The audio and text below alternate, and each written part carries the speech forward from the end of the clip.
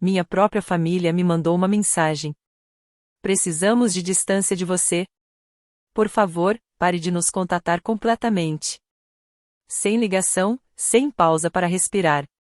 Apenas uma frase fria, iluminando minha tela como um sinal de alerta. Fiquei ali no meu apartamento minúsculo, o silêncio mais barulhento do que qualquer discussão que já tivemos. E, em vez de implorar, em vez de desmoronar, eu respondi com a frase mais calma que já escrevi na vida. Eles não faziam ideia do preço que aquele momento teria para eles. Antes de contar o resto, deixa um like e escreve sua cidade aí embaixo, para eu saber quem está ouvindo do outro lado dessa bagunça. Meu nome é Mavi Vitlock. Por grande parte da minha vida, fui o tipo de pessoa a quem entregavam problemas como quem entrega casaco sobrando, quietamente, automaticamente, sem perguntar se eu podia carregar o peso. Trabalho no setor de folha de pagamento de um centro médico aqui na cidade, um emprego construído sobre ordem e precisão. Duas coisas às quais me agarrei por anos.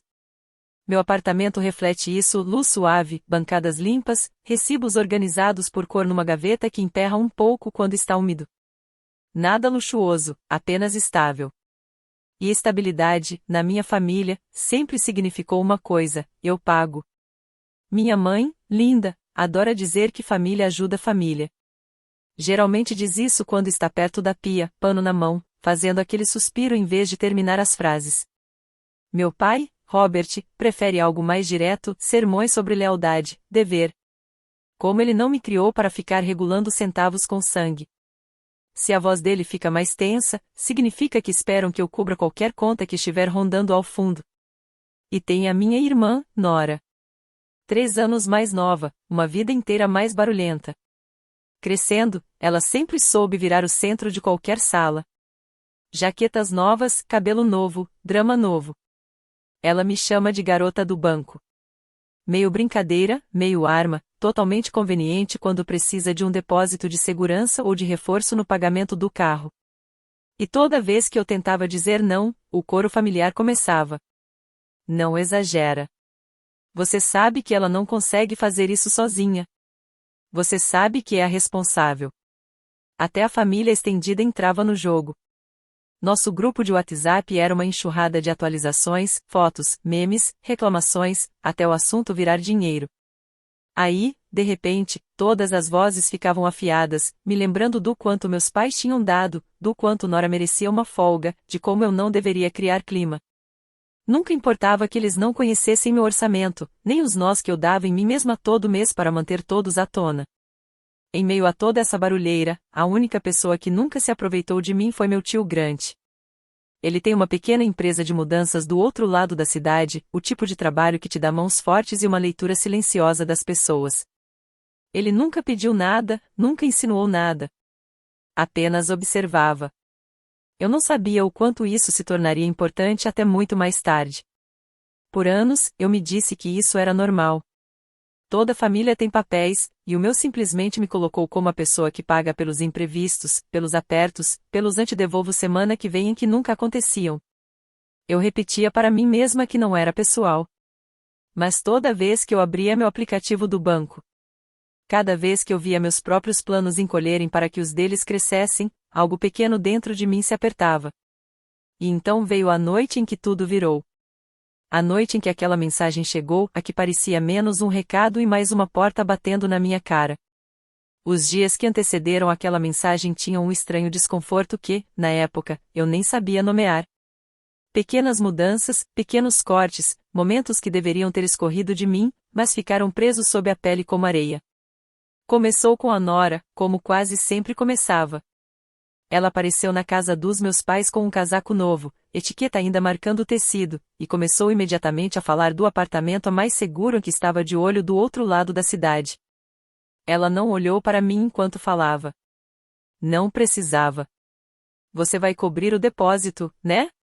Perguntou rolando o feed no celular, a voz casual como quem pede comida.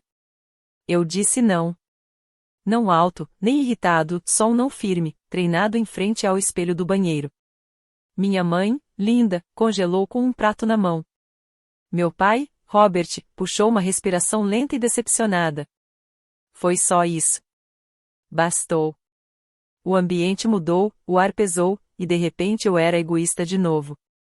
Nora nem piscou.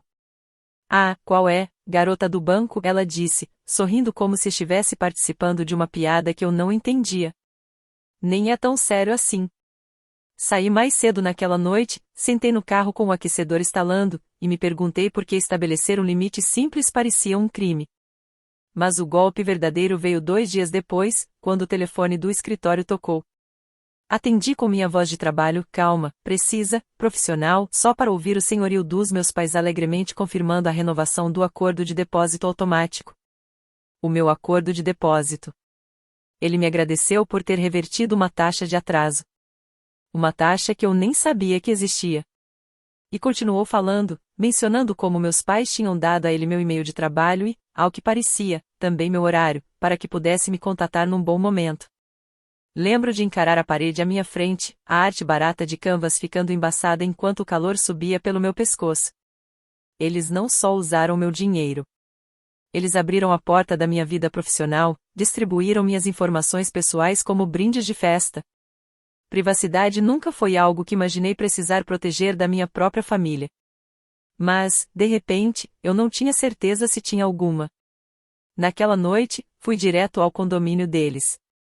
O corredor cheirava a produto de limpeza e comida requentada. Sentei meus pais no sofá afundado, o mesmo que eu tinha comprado para Nora, que ficou encostada no batente da porta, e finalmente disse as palavras que engoli por anos. Eu mereço saber pelo que estou pagando.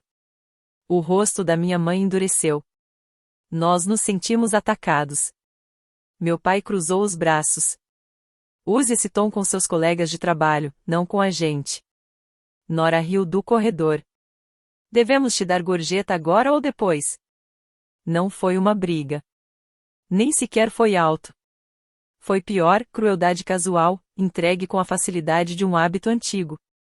Saí sem terminar minha frase.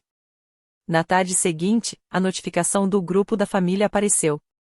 A mensagem que mudou tudo. Precisamos de distância de você. Por favor, pare de nos contatar completamente. Algo em mim não quebrou. Se encaixou, definitivamente.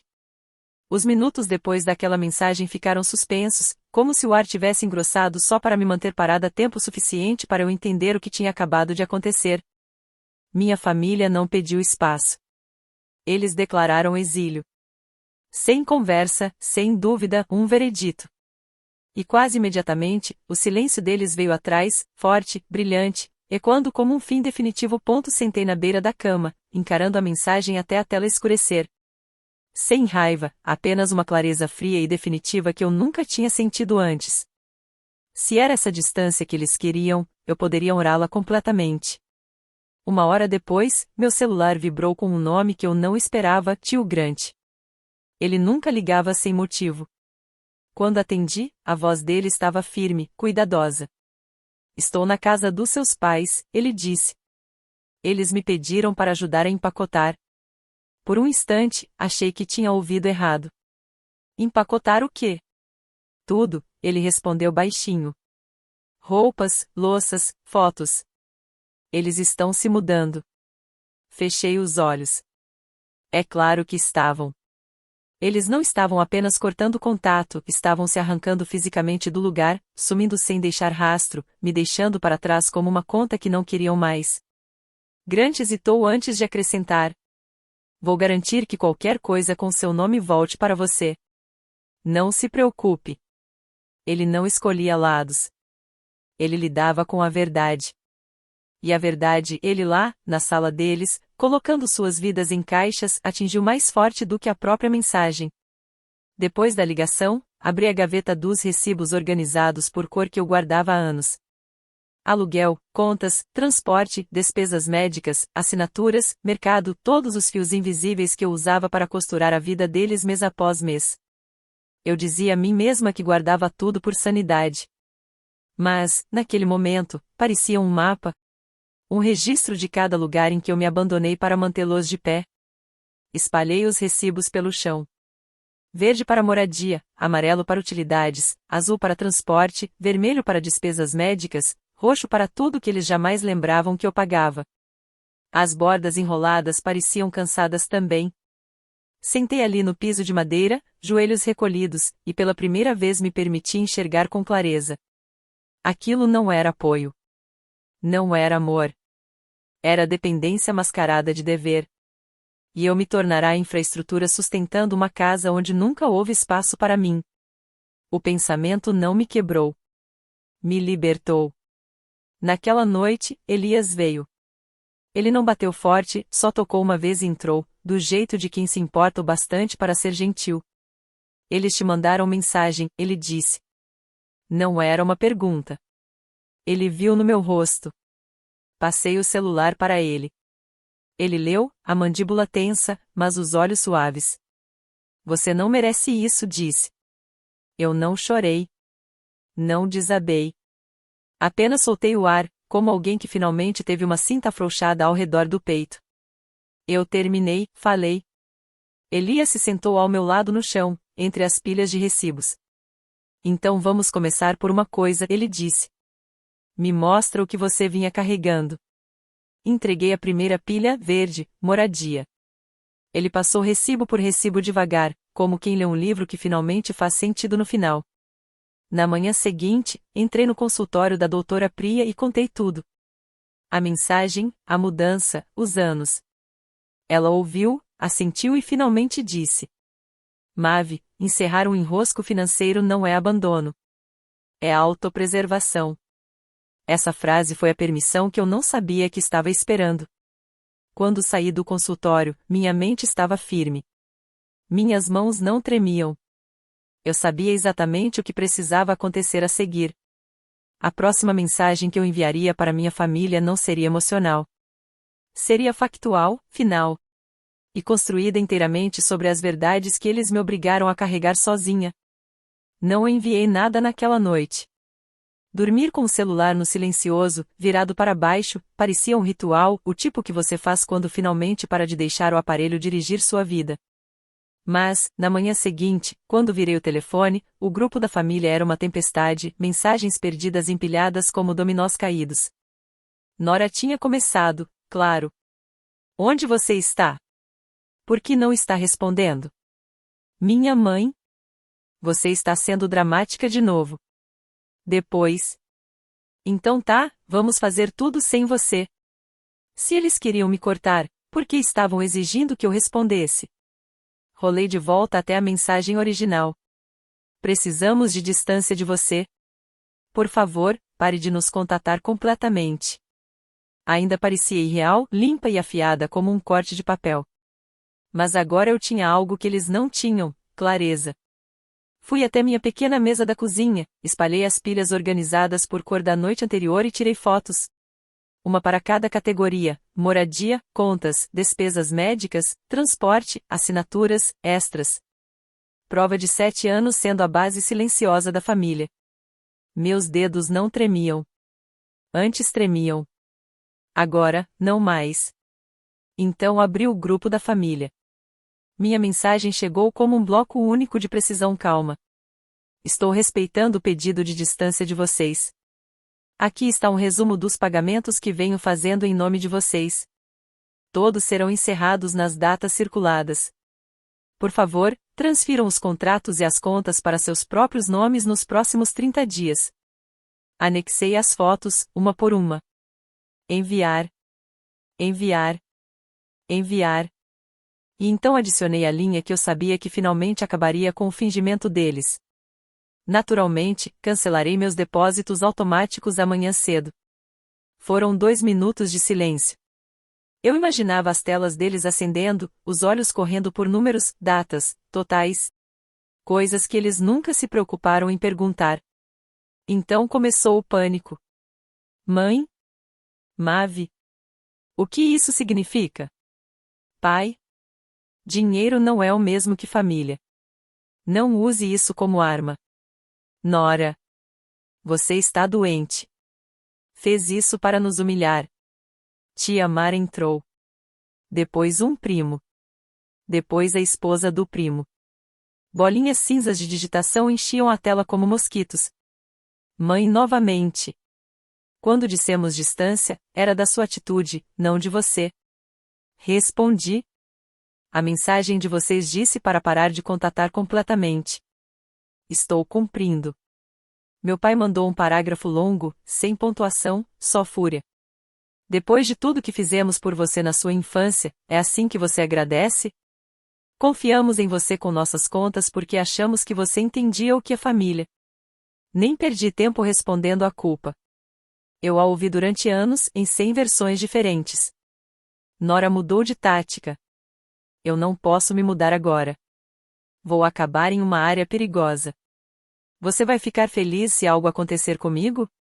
Encarei a mensagem, a respiração estável. Chantagem emocional, a ferramenta favorita deles.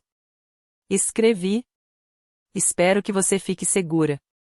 Mas não sou responsável pelo seu estilo de vida. Silêncio. Depois minha mãe ligou. Depois meu pai.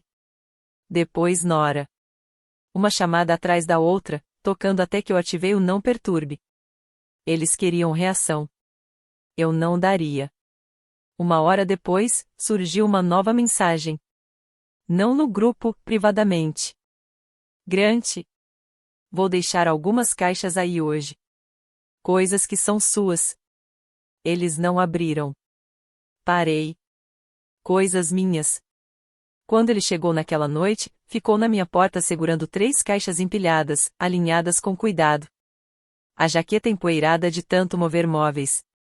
Eles tentaram me apressar, disse. Falaram para eu ignorar o que não fosse deles. Mas vi seu nome em algumas coisas. Ele colocou as caixas suavemente no chão. Dentro delas, panos de cozinha nunca usados, um liquidificador ainda na embalagem, um roteador que eles nunca instalaram. Coisas que eu tinha comprado para eles. Pequenas tentativas de facilitar a vida deles, empurradas para o lado, esquecidas, ainda lacradas. Grant observou meu silêncio ao olhar para aquilo. Você fez muito mais por eles do que eles jamais admitiram, ele disse. Não deixe que distorçam isso. Algo torceu dentro do meu peito mesmo assim. Acho que era luto. Não por perdê-los, mas por finalmente enxergar a verdade sem o filtro da obrigação. Quando Grant saiu, o grupo explodiu de novo. Mãe, como você pôde deixar o Grant ver nossos assuntos privados? Pai, nunca vamos perdoar você por nos envergonhar assim. Nora, espero que esteja orgulhosa. Você destruiu tudo. Eu não digitei nada. Coloquei o celular no balcão e servi um copo de água. Bebi devagar, de forma deliberada, silenciosa. 10 minutos se passaram antes que as mensagens mudassem de tom. Da raiva para súplicas, tão previsível quanto as marés. Mãe, por favor, não faça isso. Seu pai não está dormindo. Pai, trabalhei a vida toda. Você me deve respeito.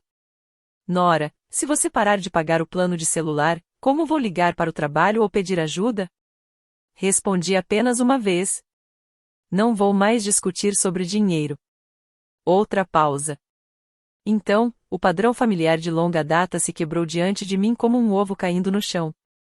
Nora, de novo, não entendo por que você está tão fria agora. Respondi. Você me disse para não contatar vocês.